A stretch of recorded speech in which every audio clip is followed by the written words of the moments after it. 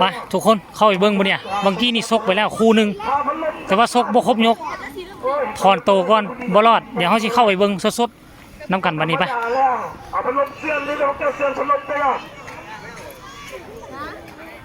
ไปโทษเด้คนละ30ไปทุกคนโอ้ยคนยังเข้าบ่หลายถือทุกคนคิดว่าคนเต็มแล้วเอาคู่ไม้ก็เลยสิขึ้นซกบ่นี่ก็คาดว่าอีกประมาณ10 นาทีนี่คนน่าจะหลายคนเข้ามานี่ก็สิประมาณ10 กว่า20กว่าคนนี่แหละ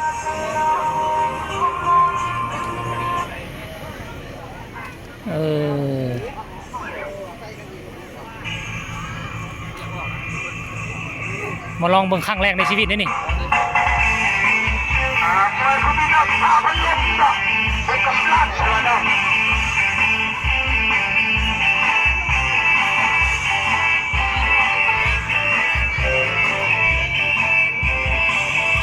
เป็นเวทีเคลื่อนที่ทุกคน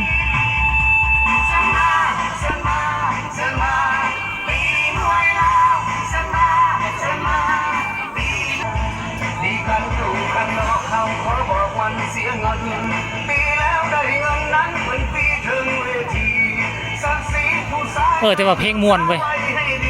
เพลงมวยแล้วเขาคนกำลังเริ่มมาแล้วนี่มาแล้วมันในคนน่ะทั้งเด็กน้อยส่วนใหญ่เด็กน้อยมาผู้เฒ่ามาเบิ่ง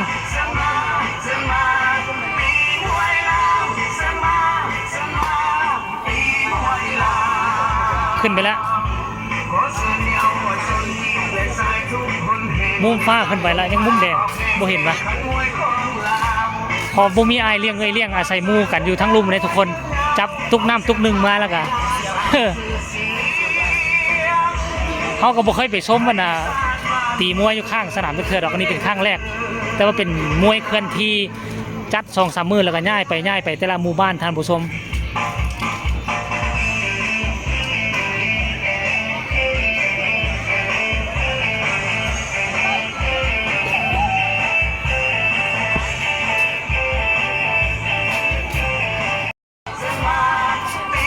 ขึ้นเวทีทั้ง2 คนแล้วได้วันนี้นะเดี๋ยวมาลุ้นว่า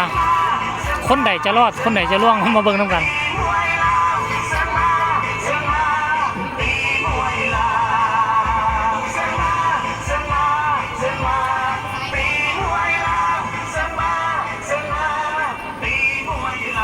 เดี๋ยวมาเบิ่งด้านนี้เบิ่งดู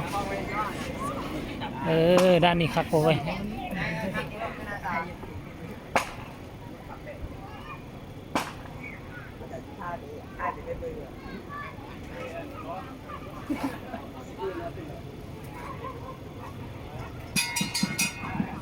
ซกแล้วทุกคน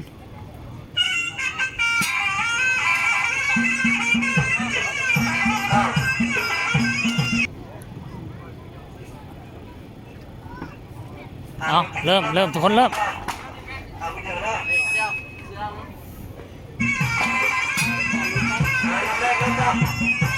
สิครบ3 ยกหรือบ่ปกติซกมวยตั้ง3 ยกแต่วังกี้นี่บ่ฮอดยกกะลงไปก่อนล่ะคนหนึ่งแต่บ่คนใดเนาะ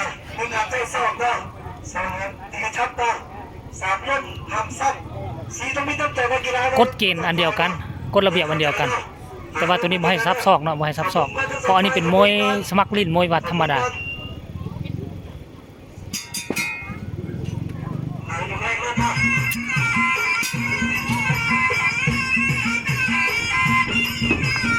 โอ้ลิ้นตีนเลยบาดนึงเลยเนี่ยได้เรื่องอยู่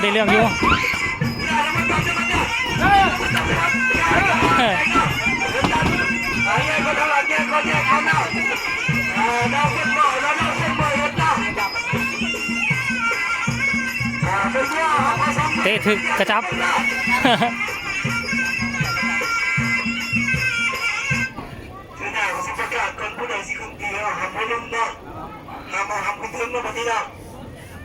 ปกติแล้วเนาะมันก็ต้องอันนั้นได้ทุกคน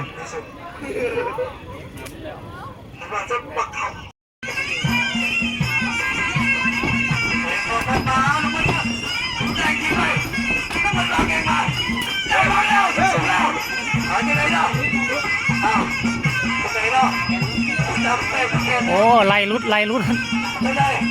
ไล่รุดโอเคเข้าล็อกแล้วโอ้ก็เจ็บเติบได้ไล่รุดจบไล่รุดไล่รุดทุกคนเลยบอกเจ้าทำมาสบายเขียนไปแล้วพี่คนนี้ไม่ส่งคู่ไม่ได้หรอกเอาไว้กันเนาะน้องตัวกระจับเสื้อโบแล้วเนาะมันจีอันตรายกันดีเนาะนี่ผู้นี้เคยลุ้นป่ะ